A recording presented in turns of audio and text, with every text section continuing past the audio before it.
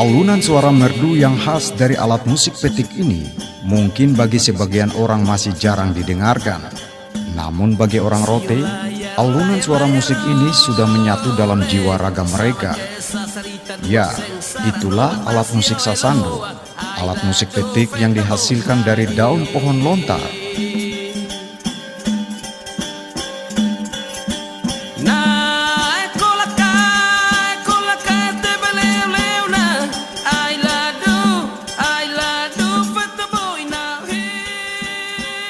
Sasando tak hanya sekedar alat musik biasa, tapi sasando bagi orang Rote memiliki makna yang mendalam, karena alat musik ini juga melambangkan filosofi hidup orang Rote yang berpusat pada pohon lontar.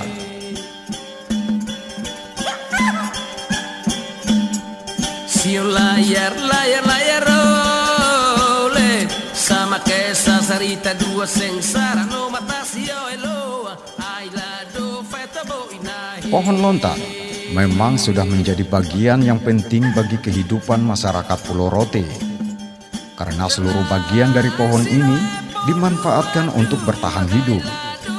Batangnya digunakan untuk tiang rumah, daunnya digunakan untuk atap rumah, wadah menampung air atau bagi orang Rote disebut hai, dan selain itu juga dibuatkan alat musik sasando dan topi tiilangga.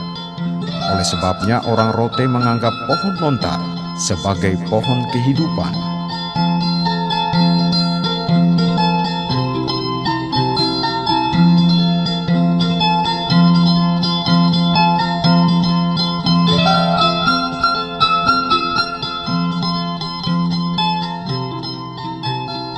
Filosofi pohon lontar sebagai pohon kehidupan juga menjadi dasar berpijak bagi masyarakat perantau dari Pulau Rote yang ada di Kota Sorong, yang tergabung dalam wadah Kerukunan Keluarga Rotendao Sorong atau KKRNS.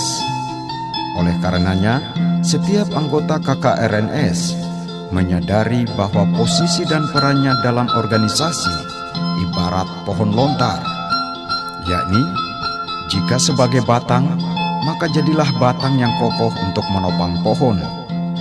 Jika sebagai cabang, maka jadilah cabang yang mampu menggandeng setiap ranting dan daun. Dan jika sebagai daun, maka jadilah daun yang rimbun supaya bermanfaat untuk menaungi orang dari teriknya matahari. Jika sebagai buah, maka jadilah buah yang manis supaya nama baik KKRNS tetap terjaga. Dan jika sebagai akar, maka tetaplah mencengkram ke tanah demi tegaknya seluruh struktur.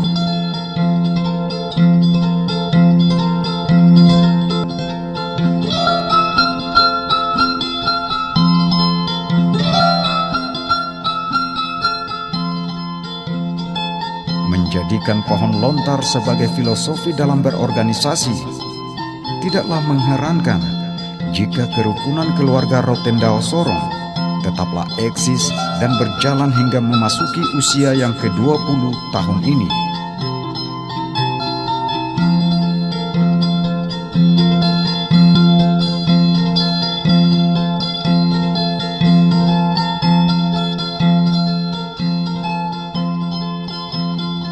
Berdirinya Kerukunan Keluarga Rotendao Sorong pada tanggal 27 Agustus 2002 merupakan hasil dari prakarsa para sesepuh orang Rote di Kota Sorong yang kini menjadi penasehat dalam organisasi.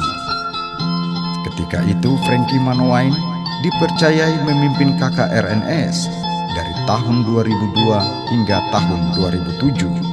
Ibarat seorang anak manusia di usianya yang masih baru, perjalanan organisasi ini sempat mengalami hambatan, di mana kepemimpinan Frankie Manowain hanya berlangsung selama 2 tahun, yakni dari tahun 2002 hingga tahun 2004. Dan akhirnya melalui musyawarah dan pemilihan, Yunus Kowain terpilih untuk memimpin KKRNS dari tahun 2004 hingga 2012.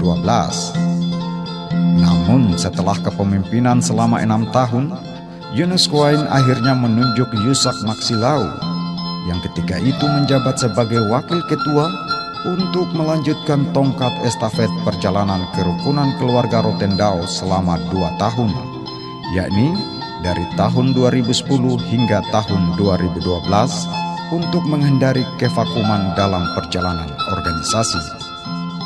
Dan pada tahun 2012, setelah dilakukan pemilihan, pria yang akrab disapa Maksi Lau terpilih memimpin KKRNS selama 2 periode, yakni dari tahun 2012 hingga tahun 2022.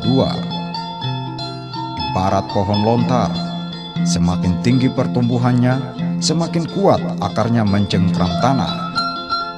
Tidak terhenti sampai di situ.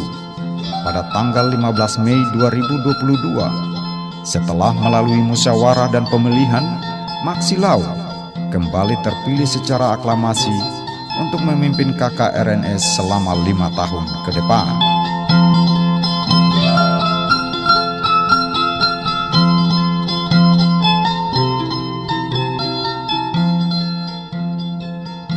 Pria kelahiran Pariti di ujung utara Kupang, Nusa Tenggara Timur, 7 Agustus 1967 ini berharap di usia KKRNS yang ke-20 tahun ini, filosofi pohon lontar sebagai pohon kehidupan orang Rote hendaknya dimaknai secara mendalam. Artinya bahwa setiap anggota harus menanamkan rasa tanggung jawab dan tidak saling iri terhadap yang lain. Sama seperti pohon lontar, akarnya tidak pernah merasa iri untuk menjadi bunga, walaupun dirinya tertimbun tanah dan bahkan sering diinjak orang. Menurutnya, jangan pernah menjadi bunga sekaligus batang, cabang, ranting, daun, dan akar, karena itu akan menjadikanmu serakah.